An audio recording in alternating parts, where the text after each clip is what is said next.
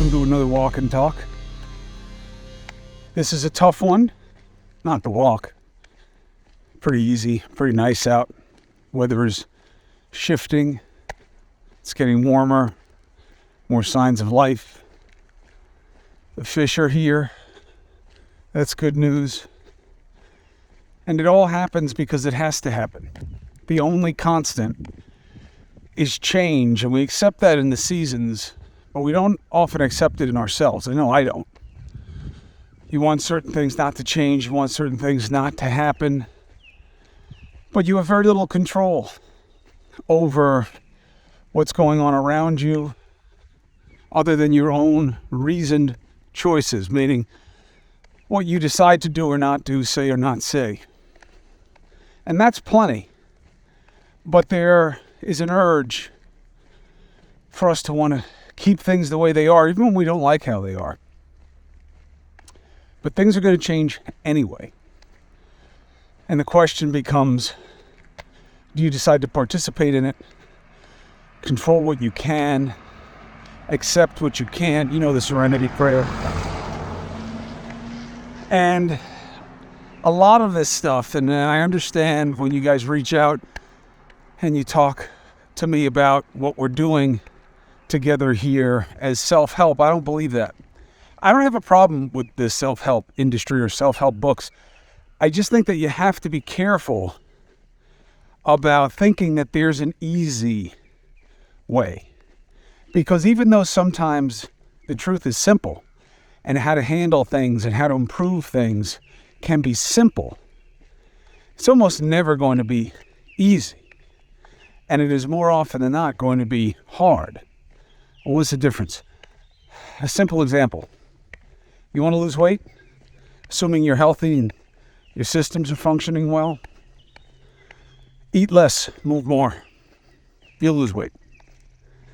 That's pretty simple. It's not easy, right?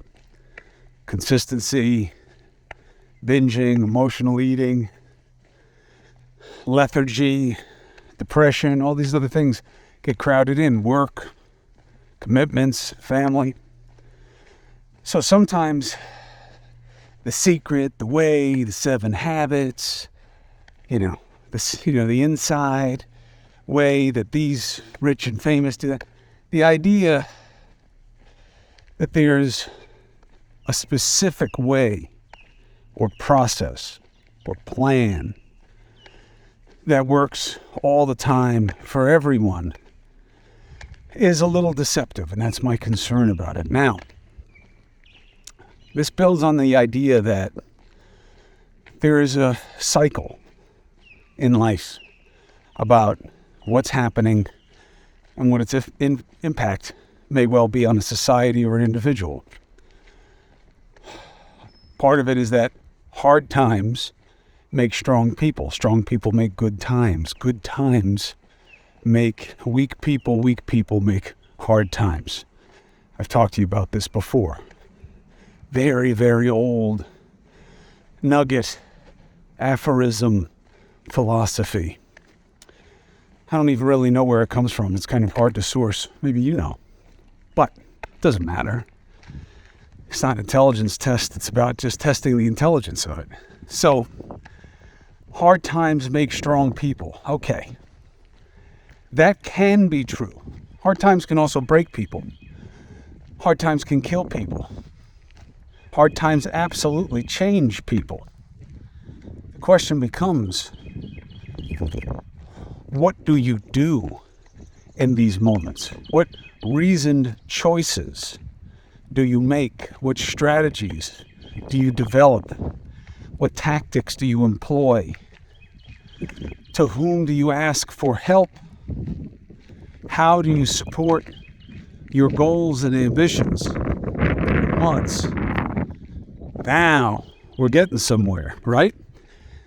What do you do in hard times? Hard times are coming. Change is coming. Good change, bad change. What's the difference?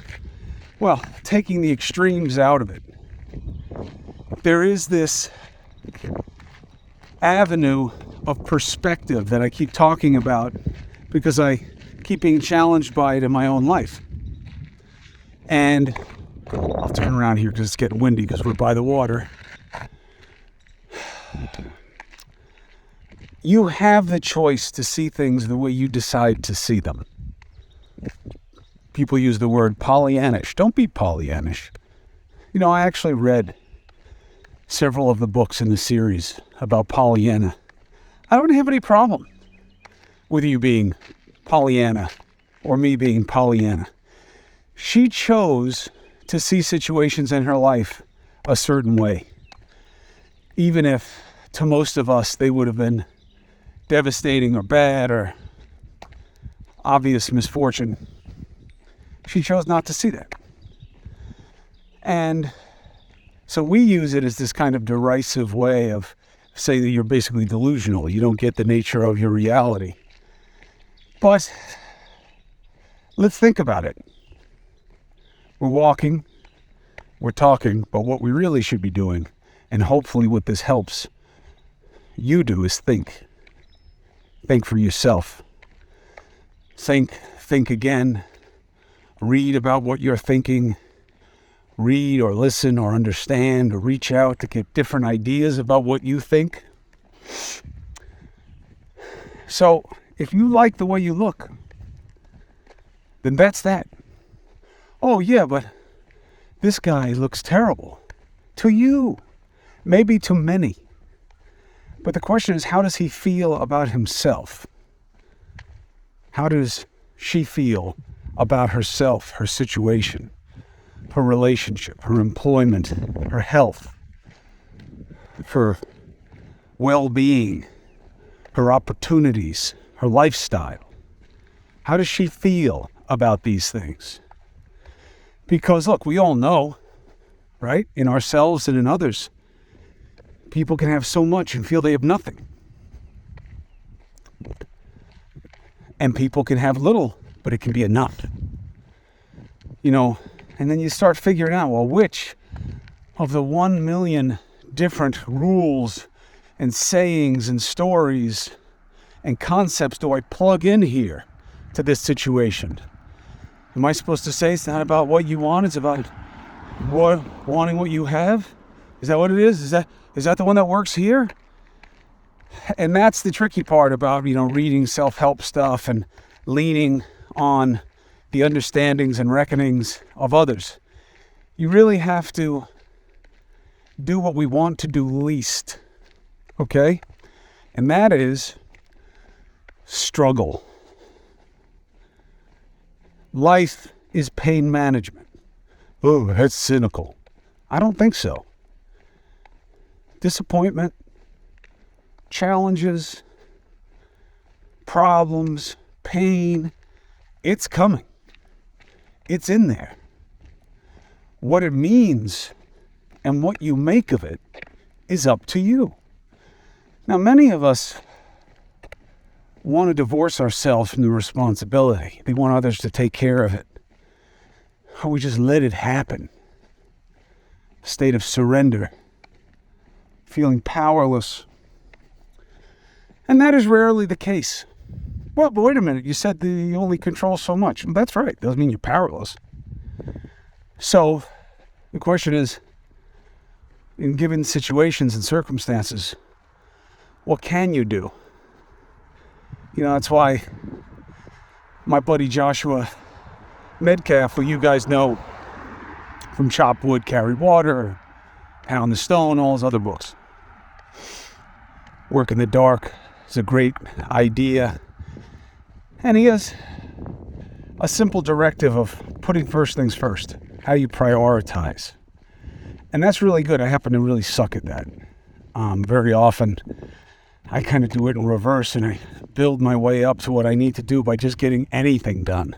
Just motivating anything. Like even this walk today. It's allergies, juggling a lot of different flavors of suck in my life. This huge window in my house, this pane of glass just shattered out of nowhere. Weird. And now I got to figure out how to get it fixed. And, someone told me that when a problem is about money, count yourself fortunate. Okay. But it's still something to deal with. It wasn't feeling motivated, kind of hard to breathe. So I didn't want to do anything. And I've eventually mustered to getting out and doing this. So the point is, what are you going to do with the circumstance? What are you going to do with the hard time? And that's going to decide whether or not it makes you strong. Somebody leaves you, you lose a job, you lose a friend, you lose money, you get hurt, you get sick. A lot of these things could really do you dirty. Put you on a path that is decidedly worse than where you were. Or you can click one of the three, right? You can figure out what to do that, if it doesn't change the situation altogether, mitigates it, reduces it, adjusts it somewhat to make it manageable. Check that box of accepting what it is that you can't deal with. That's really, an important concept. You hear about it in recovery circles all the time. Accepting what you can't change. Now, again, this is about struggle and accepting that there is suffering. We never want to talk about it. We always want to pretend it doesn't really happen. Keep it quiet.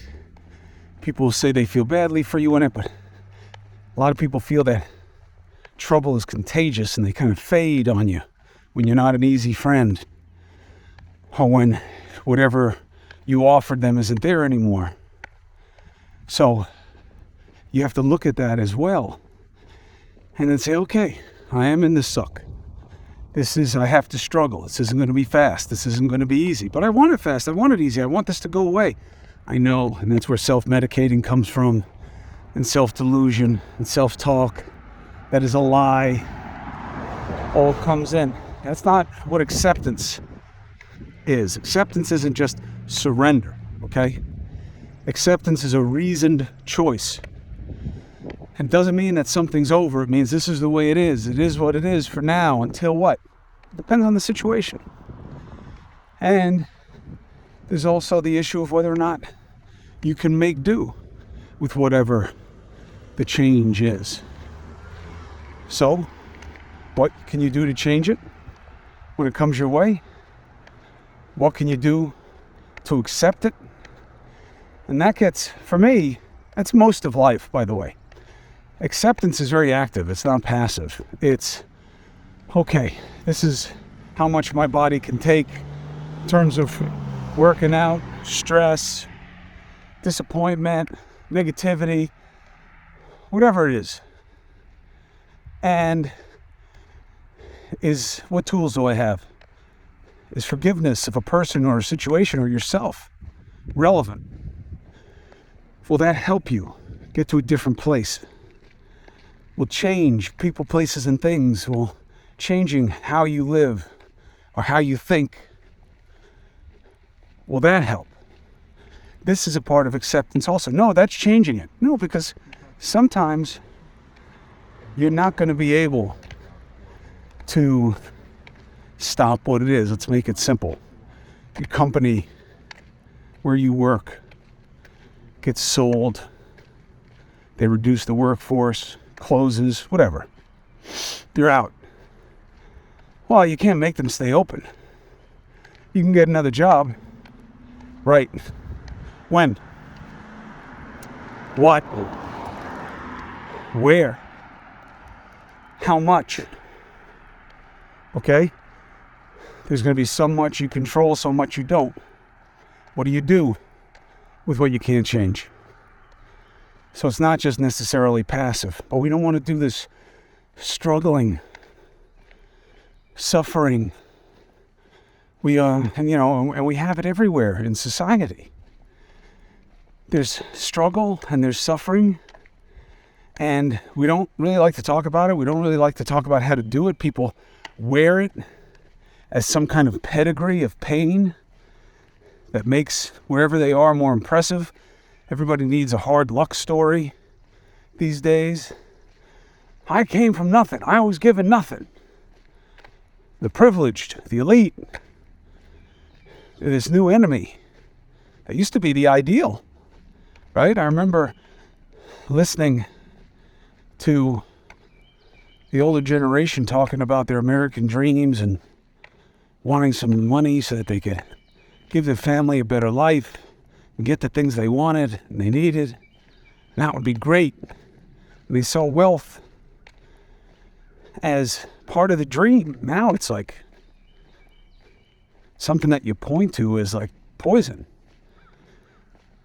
And of course, a lot of that is just politics and people playing with your head to divide us and motivate you to follow whatever they want. But it's something worth thinking about. You notice how you probably, when you're having a great day, there's almost like an embarrassment to it. How often do people come in and you say, hello, how you doing? Ah, man, I'm doing great. I just bought this stock and it wound up going up. Or my kid just did this. And oh, listen to this braggart. Oh, the arrogance. Oh, they're condescending. Oh, can you believe it? They're so full of themselves. Oh, right? But when they come in and they're totally down about whatever's going on and negative, there's something more satisfying in that sometimes for some of us. Think about that. Why?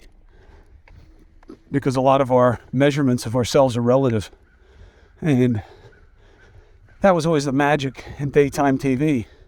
Put people on the stage who were really messed up. Make you feel better about whatever you're dealing with. Look at these people. Glad I'm not her. Glad I'm not him. But think about it. People are nervous to tell you when things are going well, when they're feeling good, or they just ignore it with one of these empty salutations. How you doing? Oh, yeah, all good. All good. You? You know, it's empty, vacuous. Why? Because we don't know what to do with our pain and how to communicate, how to help, how to reach out for help. Even though everybody's struggling, everybody's suffering. But we don't ever think about it. We don't really exist in it because we want it to be limited and ignored and put away and avoided. But change is happening anyway. It's coming anyway, whether you like it or not, whether it's good or bad, or it depends on how you see it. And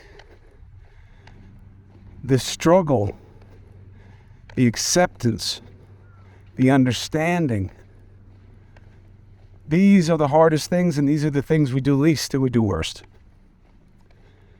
People do all kinds of things to their face and their body to make themselves look a different way, praying that they'll feel a different way. But they had the power to feel a different way before they did any of it. Now, I'm not judging what people decide to do. Everybody's on their own path. If it works for you, works for you. As long as it doesn't hurt you or hurt me. You know, if this is what works for you, okay.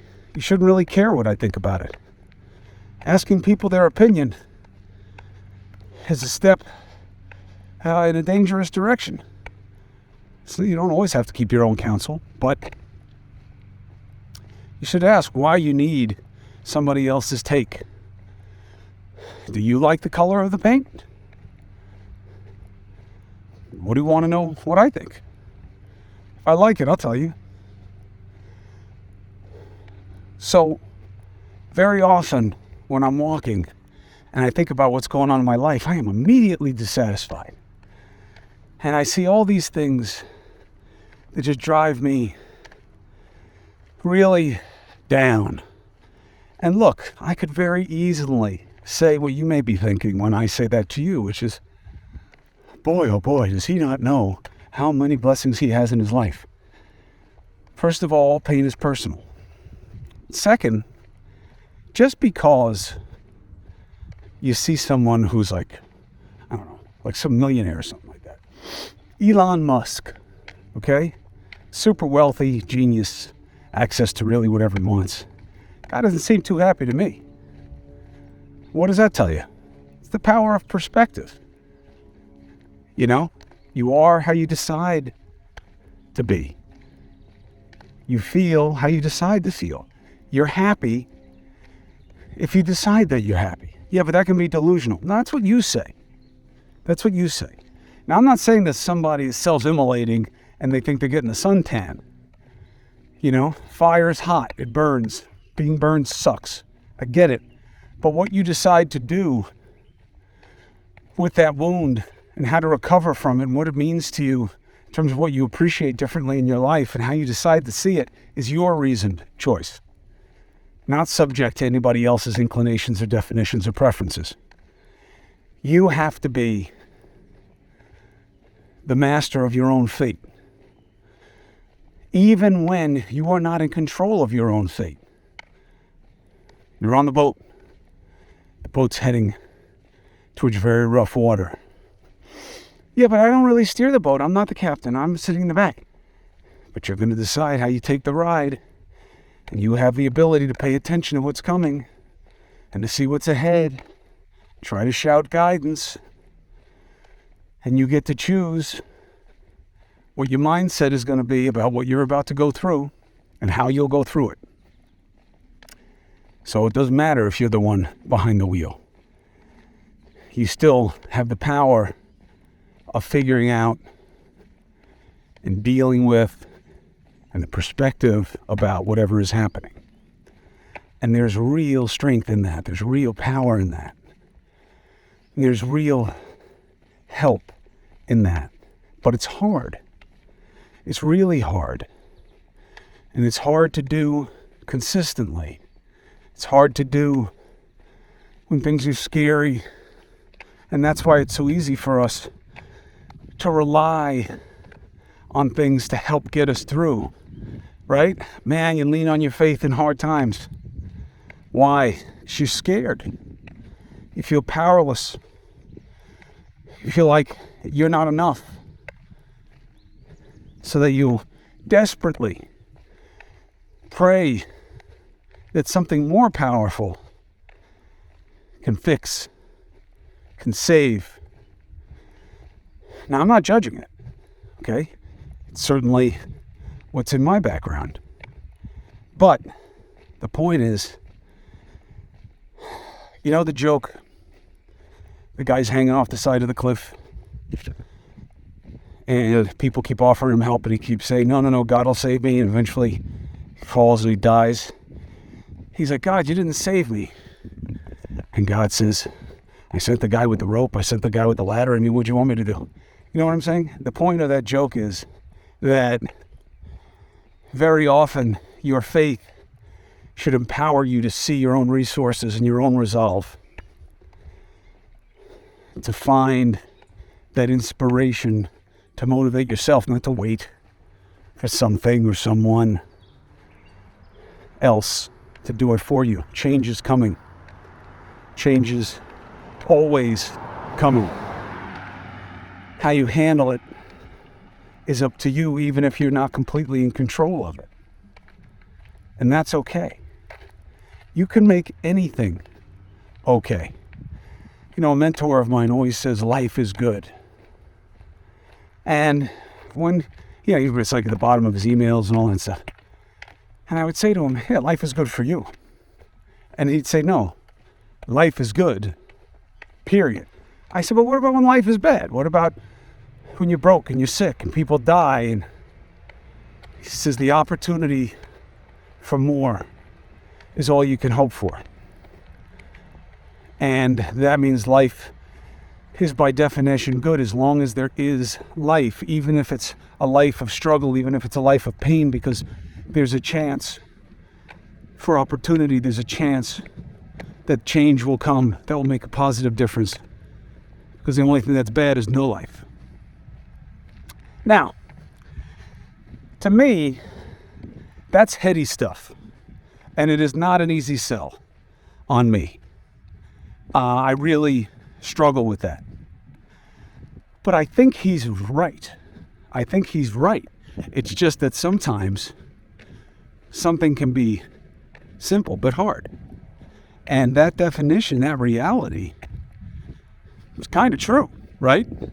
But life is certainly good if the definition of what makes it not good is the absence of life or death. So anything short of death, you're still in the game. Okay, I'll accept that. It's kind of a low bar, but works for him, and he's like a super powerful, wealthy, and influential guy.